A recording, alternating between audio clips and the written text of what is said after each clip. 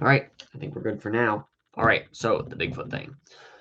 There are 3 people that are pretty big in the real Bigfoot community. I'm not talking about the nut jobs that go out bang on trees for, the Discovery Channel or whatever.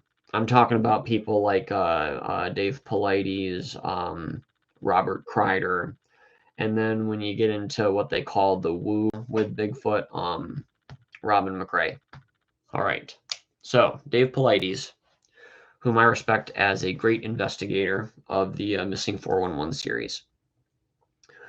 Um, did a lot of research also on Bigfoot before that, and he doesn't necessarily claim, but he draws a connection between Cain and and Bigfoot. So, which would imply that Bigfoot is human. Um, Robin McCray also goes along with that, as does Robert Kryder, just because they're drawing connections between Bigfoot and people in the Bible. So, Cain, according to Mormonism, was hit with a mark after he killed Abel, and was cursed apparently to wander the earth for the rest of eternity. The theory is that this mark he was cursed with hair all over the place, and he has to wander around, so you'd find him in the woods a lot. So that's Cain, is the Mormon explanation for Bigfoot. I guess a lot of other religions have their other explanations. Catholicism and I guess Protestantism, and what we would typically think of is either some sort of Nephilim, or something that the Nephilim or fallen angels put together, um, as kind of a synthetic race. I know the Melba Ketchum studies showed that half of Bigfoot's DNA is at least human, the other half is unknown, so that would kind of make sense. But then they don't necessarily fit the description of the Nephilim in the Bible necessarily. I'm not sure. I'm back and forth. I'm trying to figure it out.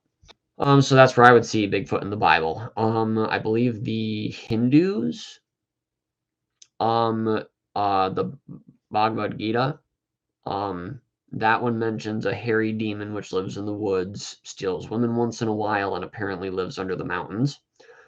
Um, so that's their take on it, and the Mormons think that it was Cain. Big problem with that. One problem is that Cain had a human wife, so if Cain was cursed with becoming a Bigfoot, then all of his children would be less Bigfoot-y. There are some pretty extreme Bigfoots. And also Cain was not cursed with being a wanderer in the earth for eternity. The idea is that one of their prophets at some point or another was riding around on his horse, and this big hairy person walks up, starts walking alongside of him for about 2 miles. They talk, and the person that he's walking along with says, that he is a miserable creature who has been wandering for ages and has sought death many times. Very, very convenient for the Mormon explanation. Who knows? That's probably where the Mormon explanation came from. And we know how Mormons are very loose with their faith building tales, as Bill Schneblin describes them. Things that aren't necessarily true, but help to bolster what you believe as a Mormon. And it's very convenient that you would be trotting alongside of Cain. The whole thing with the Mormon idea that Cain is Bigfoot. Remember, Cain built a city after he was driven out. Cain built a city which was inhabited and was just kind of like out there. And he was a fugitive and a vagabond in the earth. That would have been kind of easy to do at that point. So that's the Dave Paulides stuff. He gets into that on the Bigfoot class, part 12. If you guys want some hairy, no pun intended, no pun taken, information on Bigfoot stuff, you guys can check out our page, cardcarryingchristians.com/Bigfoot. Don't let your kids go on there by themselves, please. Still trying to figure out how he fits into the Bible. I think he might have been some kind of hybrid that the fallen ones created at this point. But that's me at this point. We will see. The second thing, Robert Kryder, who does some amazing, amazing research, field research. So let's see. Kryder's contention is that Esau was a Bigfoot. Of course, he was covered with hair all over the place. There are a lot of men who are covered with hair. There is a complete disorder where your entire body is covered with hair. That I could see, and especially since he was born with a lot of hair, a lot of reddish hair. And yes, a lot of Bigfoots have reddish hair. That is true as well. But is Bigfoot usually the brother of somebody who's going to be living in tents and the son of a completely normal human person and Isaac, and being a twin? I mean, maybe you could have, you know, 2 fertilizations and have 2 kids, maybe. I mean, cats do it. They have like how many uteruses, so it would make kind of sense. But I mean, Sarah wasn't a cat. He hunted with bows and arrows, and I think I have heard of one Bigfoot that had a bow. And I think I've heard of a few Bigfoots that wear something of skins for clothing. I've heard of that as well. But also remember that he wanted pottage after hunting all day and apparently didn't have bark and Russian olive and all these other different types of things to eat while he was out there hunting. And he also had flocks and herds. And apparently, I think if I remember correctly, multiple wives and armies of servants and all sorts of things, just lots of stuff. And I'm pretty sure if I'm remembering my Ken Johnson history correctly, Esau actually killed Nimrod with a weapon, which would not be a necessity for a 8-foot to 10-foot tall Bigfoot. Those are the small ones, apparently. So I wouldn't necessarily agree with Robert Kryder that Esau would have had to have been a Bigfoot. He doesn't match the Bigfoot behavior, the biblical criteria.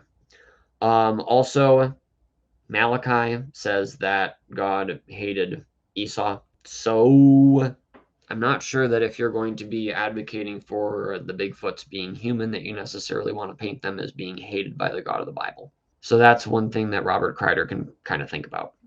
Bigfoot with a bow must have been a girl Bigfoot like you were talking about. It sounds like you've almost heard the stuff by Dave Paulides, because I think he and one of his friends were the first ones to point that out, that the Patty film, which is on film, not digital, so you can get a lot out of the original film that you can't get out of the video. That the Patty in that film actually has a tie of some sort in her hair, is actually some sort of ponytail. So I believe that's a Dave Paulides original. And then Robin McCray, who is way deep on the woo, way deep on the paranormal aspect of the Bigfoot and the UFOs and the just, you know, the real crazy stuff that is probably also true. So she says that she's maybe read the Bible once, but she could swear that somewhere in there it mentions the hairy people. And I'm just like, it mentions a hairy person and it mentions satyrs, which Mike Hoggard tied with the Bigfoot stuff. Unfortunately, he also tied Gigantopithecus with Bigfoot, which from the Dave Paulides stuff, it is extremely difficult for me to reconcile